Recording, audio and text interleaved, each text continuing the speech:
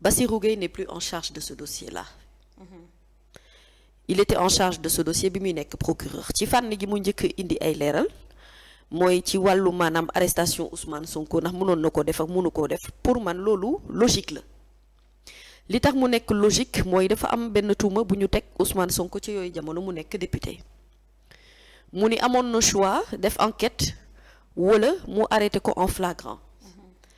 mënu ko woon arrêté en flagrant délit parce que contexte bi ak situation bi nga xamante ne noonu la demee fekk ñu ko sur le fait accompli donc flagrant délit mënu fa am option bi mu mënoon a tànn et moom la tànn mooy option wu enquête bi et option wu enquête boobu nag buñ ko doy def ak ci li mu wax ci mi nga xamante ne moo jëm ci wàllu procès verbal bi yëpp man bi ma koy déglu en fait je n'étais pas convaincue man personnellement déglu naa ko ba pare et je n'ai pas été convaincue par ses propos maanaam bu fekkonte ne xëy na amaana man am na lu ma jàppoon ci sama xel bi ma ko gisee moom mu waxaat dindiwul dara ci man li ma jàppoon ci sama xel pour la toute bonne et simple raison que mënoon naa ko gën a accorder du crédit su fekkonte ne xëy na gënoon na jëmmal wala gën a siggil ñi nga xamante ne de près ñoom ñoo liggéey ci boobu les dossiers te ñi ci liggéey ci wàllum dossier boobu mënul weesu capitaine Touré bi nga xamante ne moom moo def procès verbal bi donc su fekkente ne taxaw na mu insinuer comme quoi que capitaine Touré mënu ko ëpp crédibilité dans la mesure où dañu jàpp ne dafa am ay problème xel wala boog dafay perte réseau beneen bi ci topp mooy radiation ci gendarmerie dama koy bëgg wax ne ko sëñ bi kon nag bu boobaa man tamit su ma neexee mën naa la bañ a accorder crédit li tax ma koy ñàkk bañ a accorder crédit mooy li ma xam ci gendarmerie te ñun ñëpp ñu xam ko itam mooy ne n'importe qui n'est pas gradé au niveau de la gendarmerie am nañu ay série de tests yoo xamante ne dañu koy def am ci ay série d'évaluation yoo xam ne dañ koy def ci nit ki balaa ñu koy mën a promouvoir pour mu mën a yegg ci benn niveau test yooyu nag bokk na ci ay tests psychologiques bien entendu et je pense que su fekkonte ne dafa am ay raisons psychologiques réellement ci capitaine Touré duñu ko jox yooyu le grade beneen bi ci topp mooy duñu ko jox mu nekk en charge de ce dossier là ci mbiri procès verbal bi moo ci def ay enquêtes te itam li nga xamante ne man bëggoon naa ko ci doxalinu Bassirou Gueye mooy su ma génnee dëgg-dëgg ne damay setal na bu du ma am lu may lëndëmal ak lu may làqal bu leeral dee jot nañ leeral lekk du ma am ay parti yoo xamante ne fii dama ko fiy faral feneen fi ci topp mooy du ma am ay parti yoo xam ne dama koy leeral yeneen parti yoo xamante ne dama naan attention su fekkente ne lii gën na continuer sama ay révélation mën na gën a garaaw mais na garaaw rek benn yoon une bonne fois pour toutes parce que Ousmane Sonko li mu wax ci wàllum dossier bi nit ñi dégg nañu ko surtout ci procédure procès verbal bi et à quel moment après la sortie de l'ex-procureur la ñuy war a mën a jàpp ne kon xëy na Ousmane am na loo xamante ne wax na ko ci daal luy jiixi jaaxa daal ci sama xel wala luy mën a indiwaat le doute sur ce dossier là moi personnellement ce n'est pas ma position dama jàpp ne s'il n'était pas bu fekkoon jouirul woon ci ay capacité mentale am yépp moom capitaine Touré duñu ko jox en charge de cette enquête là loolu mooy poñ bi ci njëkk. Et la question que tout le monde se pose mooy il a eu à gérer combien de dossiers avant dossier Ousmane Sonko bi di ñëw ci table bi est-ce que war nañ ko bàyyi mu nekk ci gendarmerie di gérer autant de dossiers ba ci dossier Ousmane Sonko ñuy soo ko xam ne dafa am problème mu xel. moo tax ma ni xam nga le fait que mu ay toog ci ay plateau mu perdre réseau le fait que ñu relancer waat ko c'est-à-dire que cette insinuation là man dafa ci saa si wàccee benn estime bu ma amoon tu vois vis-à-vis de lui et parce que pour man je pense que ki nga xam ne moom mooy capitaine Touré dëgg-dëgg li jëm ci wàllum radiation gendarmerie loolu c'est après le dossier de Ousmane Sonko c'est pas durant l'enquête c'est pas ci moment bi nga xamante ne mu ngi def di gëstu pour xool fan la dëgg gi féetee ci waxtu boobu la ñu waxee ne xëy na dafa am ay problèmes psychiques donc ces problèmes psychiques là je pense pas que en tant que gradé de la gendarmerie que doonoon nañ ko accorder liggéey boobu dossier boobu privilège boobu ci dossier boo xamante ne du dossier bu anodin dossier bu diis la parce que ki nga xam ne moom la touché c'est un homme politique important et dans la mesure que homme politique important la bu ñuy jël dossier di ko dénk nit pour man kooku il a toutes les facultés qu'il faut pour que mu mën a gérer mbir mi ni mel donc quand j'ai entendu ça m'a fait tiquer. Et puis am na benn journaliste fa nekkoon ma ni kii ab Ami Samb la rek nee na ko bu fekkee capitaine Touré li muy def naan nañ ko relancer la question pour au moins mu mën a rebondir loolu la ñuy woowee am problème mu xel wala ci loolu nga mën a sukkandiku pour dire que dafa am problème mu xel wala il est mentalement instable kon est-ce que yéen ñaar yemu leen ndax yow tamit sànq ba léegi yaa ngi wax di fàtte. mooy ne xam nga Nabou gis nga bu ñuy examiner bu ñuy examiner ay propos nit moom laa lay wax ne la du ñu ko examiner rek ci nit ki li muy génnee ci ay wax gestuel bi dafay compter surtout position bi dafay compter le ton également dafay compter sur plein de choses quand il dit dama ñëw pour seetal sama der parce que man en tant que procureur mën naa miin wala tàmm ñu di ma waxal mais boo yeggee foo xamante ne da nga ami mbokk da nga soxla kon ngay leeral pour sa ay mbokk leeral boobu rek déjà à la base pour man moom comme maître Dior Diagne fi ñu waroon a exprimer wu foofu dafa passé et en tant que procureur dans son statut sax à la limite si tu veux j'ai même le droit de dire entre guillemets que il n'a pas de compte à rendre parce que bu boobaa xëy na moom dafay def ci liggéeyu procureur am mais boo génnee Nabou pour expliquer lu jëm ci wàllum dossier pour moi ces explications doivent être claires et nettes et warul le bàyyi benn doute de suspicion ci li nga xamante ne moom lay leeral mais du ma tànn ci ay points yoo xam ne ci lay wax ak yeneen points yoo xam ne du ma ci wax tout en disant que maa ngi menacé attention bu ñu weesoo fii man nag procureur la mais mën naa dellu si waat wax yeneen révélation yu ko gën a garaaw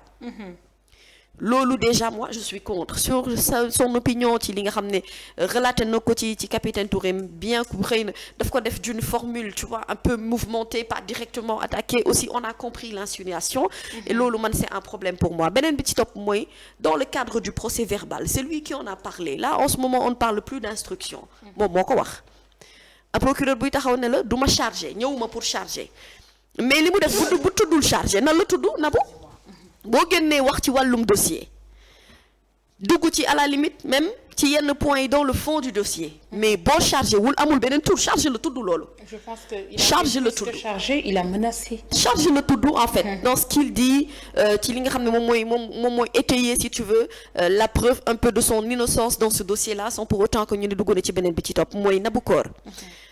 dama dégg mu ne ci biir procès verbal bi daf ci am.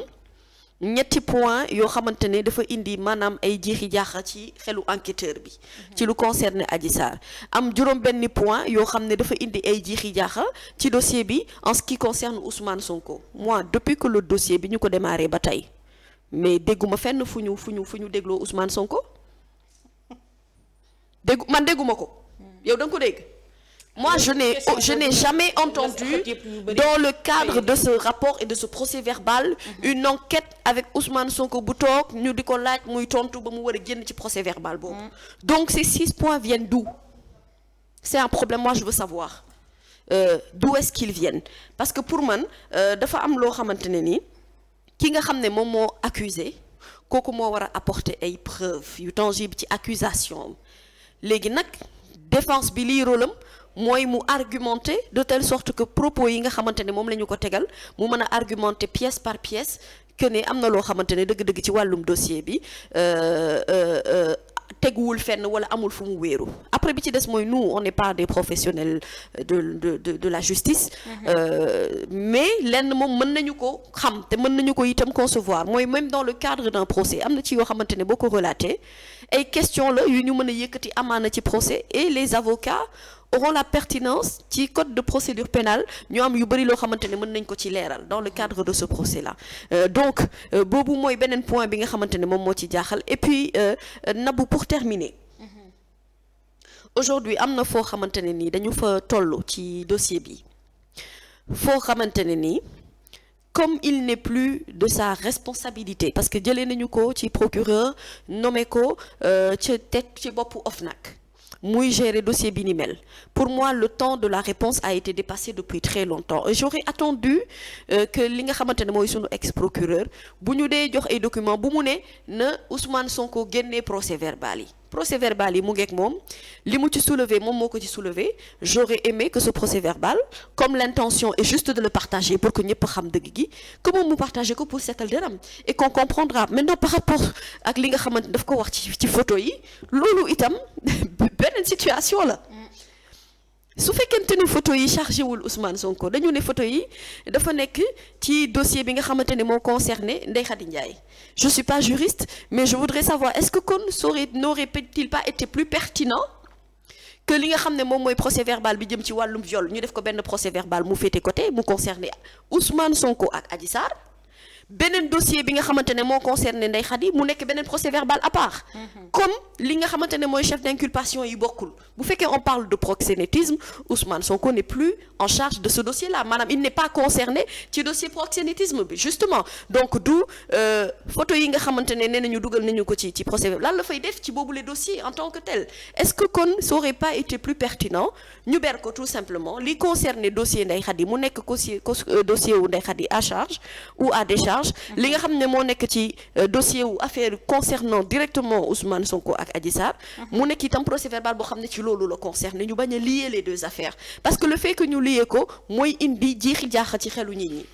maintenant vraiment sincèrement on a vu également réponse yi nga xamante ne ñi nga xam ne ñoom ñoo nekk ci wàllum Pastef apporté nañu ko ci mbir mi on a vu également les réactions de temps et d'autres personnes yi nga xamante ne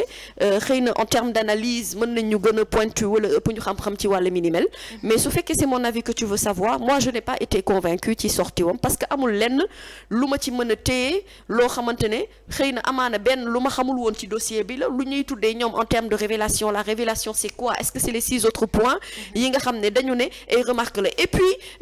la contradiction vient que nee na six contradictions yoo xamante ne am na ci li Ousmane Sonko wax di kàddu yu waroo te ba discours am di jeex gisuñu benn yoon foo xamante ne parce que dane woon dina ko citer mais gisuñu benn yoon foo xamante ne moom cité na loolu